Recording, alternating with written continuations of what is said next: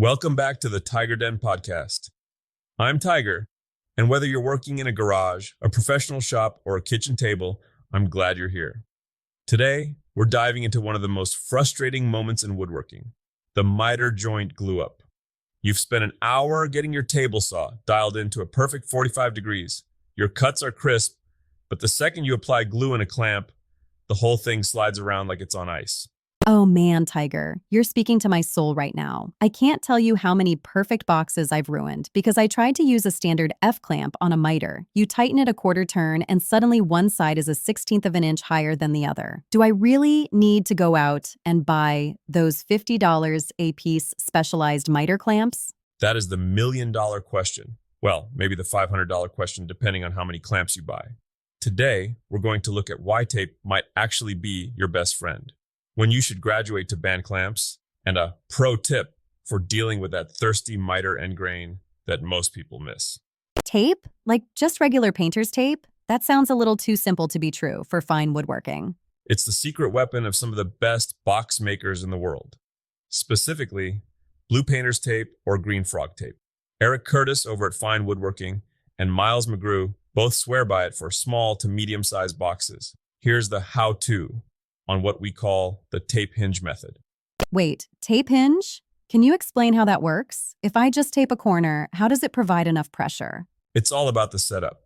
You don't tape it after it's a box, you tape it while it's flat. Imagine your 4 box sides laid out in a straight line on your workbench, outside, face up. You use a straight edge to make sure they are perfectly aligned. Then, you stretch pieces of tape across the joints where the points of the miters meet. So the tape is acting like a hinge between the boards? Exactly. And here's the pro tip I learned the hard way. When you put that tape down, don't just lay it there. Use 2 fingers to pull the boards tight against each other while you stretch the tape across. You want tension. Once all the seams are taped, you flip the whole snake of boards over. Now the miter valleys are facing up, ready for glue. That's interesting. So what you're saying is, when you eventually fold that snake into a box shape, the tape on the outside actually pulls the miter tips together. Spot on. It applies even pressure right at the point where you need it most. No slipping, no sliding. But before you fold it, we have to talk about the thirsty wood problem. Thirsty wood? Is that like when the wood just drinks up all the glue? Precisely. Remember, a miter is essentially end grain. If you just put a normal bead of glue on a miter and close it, the wood fibers act like a bunch of tiny straws. They suck the moisture and the glue right out of the joint, leaving it starved. You might have a perfect-looking joint that falls apart a year later. I've definitely had that happen. So how do you stop the straws from drinking the glue? Miles McGrew has a great technique for this. He actually makes a sizing solution. He takes water-soluble glue like Titebond 2 or 30 and mixes it with water.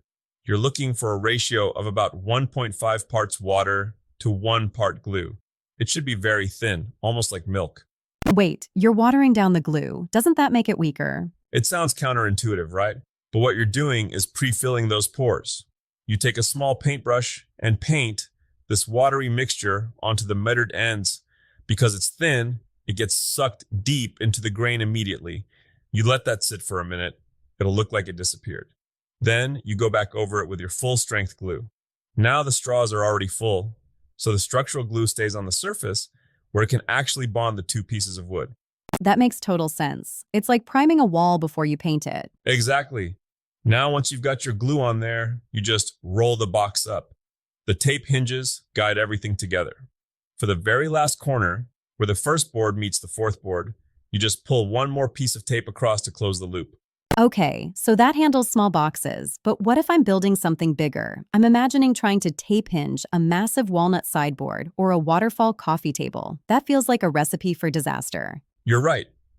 Tape has its limits.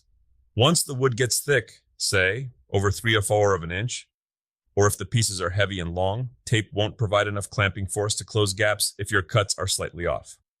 That's where we move into phase 2, band clamps and clamping blocks. I've seen those band clamps, the ones that look like a luggage strap with a ratcheting mechanism. Those are the ones. They're great because they apply pressure to all 4 corners simultaneously. But here's the catch. They can be a nightmare to set up alone. The strap wants to twist, the corner protectors fall off. I've definitely uttered some choice words while wrestling with a band clamp. So if the band clamp is a struggle, what's the pro alternative for heavy-duty miters? This is a technique Eric Curtis uses, and it's brilliant. Glued-on clamping blocks. Wait, you glue blocks onto your finished project just to hold clamps. Doesn't that ruin the wood? Not if you do it right. You take some scrap blocks and cut a 45-degree angle on them. You glue those blocks onto the outside faces of your project pieces, a few inches away from the miter joint. But, and this is the key, you put a piece of paper between the block and your project. A piece of paper, like printer paper? Yep, it's called a paper joint. You glue the paper to the project and then the block to the paper. It provides enough strength to hold a heavy F-clamp or a parallel clamp across the miter. When the glue is dry and the project is assembled, you just tap the blocks with a mallet. They pop right off because the paper shears in half. Then you just scrape away the remaining paper and glue. That's genius. So you're creating an artificial shoulder for the clamp to grab onto, so it's pushing directly across the joint instead of sliding off the angle. Exactly. It turns a diagonal clamping problem into a straight-on clamping solution. It's the gold standard for waterfall tables or large casework where you need massive pressure to pull those fibers together. Okay, so let's recap for the listeners. If I'm making a jewelry box or a small picture frame, tape is probably actually better than expensive clamps because it doesn't distort the joint. Right. It's more accurate and cheaper. Just remember to use a straight edge for alignment and don't forget the glue sizing trick for the end grain. And if I'm going big, furniture size, I either need to brave the band clamp or try the paper joint clamping blocks. You got it. And for those of you listening who are worried about glue squeeze out ruining your finish inside the box, because we all know how hard it is to sand glue out of a tight corner, here's one more tip. Before you glue up, put a strip of painter's tape on the inside edges of your miters. Glue up the box, let it dry partially until the glue is rubbery, and then just peel the tape. Your corners will be perfectly clean. I'm definitely trying that on my next project. Tiger, thanks for saving me some money on clamps. My pleasure.